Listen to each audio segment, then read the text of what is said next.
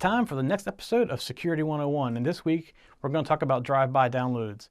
And there's a lot to cover this week because it's not so simple. We got to explain why drive-by downloads are so dangerous, and we're going to explain a little bit about some vulnerabilities that we haven't explained before.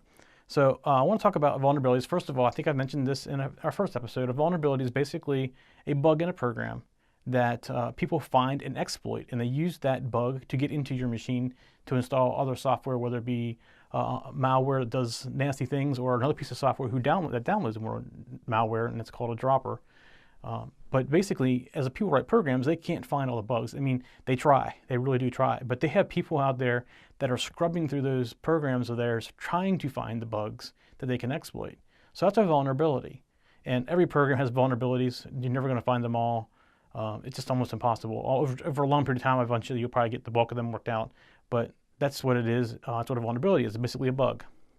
So there's really two types of vulnerabilities that I need to describe as well. There's a known vulnerability, which are things that somebody either has already exploited or somebody found and did the right thing and called the company or sent the email to the company and said, hey, you got a bug or here I can exploit. I can get into it. And then there's the ones you don't know. And the ones you don't know, you've probably heard this term before, it's called a 0 day. So that means that the manufacturer of the software does not know it, and that the internet in general doesn't know it, with the exception of the person who found it.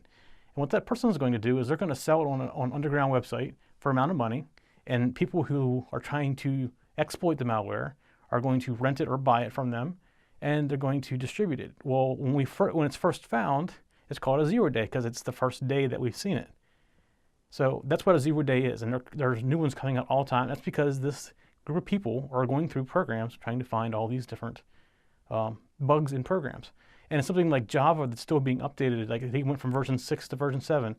So it's a new version. They're going to potentially have more bugs in their software. So they're constantly looking at it, which is what happened with the recent Java exploit of 7.10. And now 7.11's out that fixes that.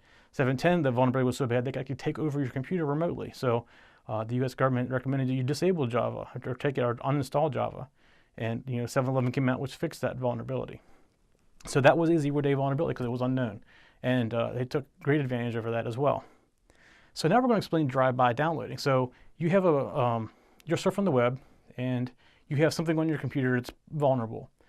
And if you haven't updated it, that's one of the risks of not updating, is you don't have the fix or the fixes that exist for these the bugs or the malware or the vulnerabilities. So you go and you surf a site that has been hijacked, quietly hijacked. I don't want to say quietly because unlike the old days of hacking when they put big banners up saying hacked by somebody when it wanted fame, now they're hide themselves. So they go out and they infect a site. Site keeps working as normal, looks like normal, and functions as normal.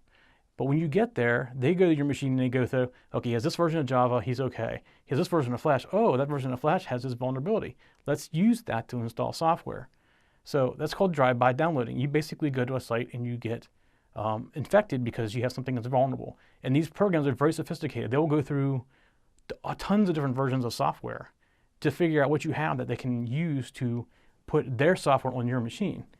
So that's why you need to keep updated. Again, I'm going to push through the whole thing. Keep updated on your software. But that's called a drive-by download. Now, to get you to the site, there's many ways they're doing that. Sometimes they'll put it on a very popular and active site, and that will start spreading as well. But that's typically not fast enough for them. So one of the things they'll typically install is a spam program. So when somebody gets infected, it downloads, it sends to all their friends, hey, go check out the site, and start sending out links to the site. The other thing they can do is phishing emails. That's a recent phishing email with the tracking information from FedEx. It's taking you to sites, random sites all over the internet that are infected. When you go there, look at your tracking information, you get infected right there by going to the site. So that's another form of phishing email as well. Once you become infected, you become part of this malware network as well, or potentially part of the malware network. They may install a spam program that as soon as you are infected, you start sending out mail on behalf of them. It could be your contacts or contacts that they have sent. You basically become a node in this command and control network that's spreading out this phishing email, getting people to go to this drive-by website. So it's very important. Again, I'm going to push this really hard, is keep your things updated. Don't click on links in email unless you know for sure where it's going to go, because those are the two things that are helping spread all this drive-by malware. And the other thing I also want to say is if you go to a site that looks suspicious and you think, I'm going to get off it before I get infected, by the time you see the site, you're already infected. You are infected within milliseconds of accessing that site. The code that actually looks to see if what you're vulnerable for runs probably be done executing before your web page even draws.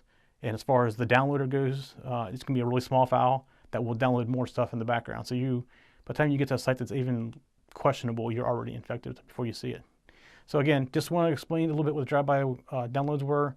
We had some questions because we explained that in the first episode, or talked about in the first episode, and didn't really explain what it was because we're not really driving down the street or anything like that. It's basically, as you're surfing the web, you're just getting popped in and getting infected from vulnerabilities on your machine. That's it for Security 101 this week. Next week, we're going to talk about ransomware. You might not have heard of it, but it's becoming a very big problem, and I've recently experienced a couple things there where people actually continually paid money to ransom or to unransom their machine, and no success on that. So we're going to explain ransomware next week, something else to be careful of. All right, that's Security 101 for this week. We'll see you next week.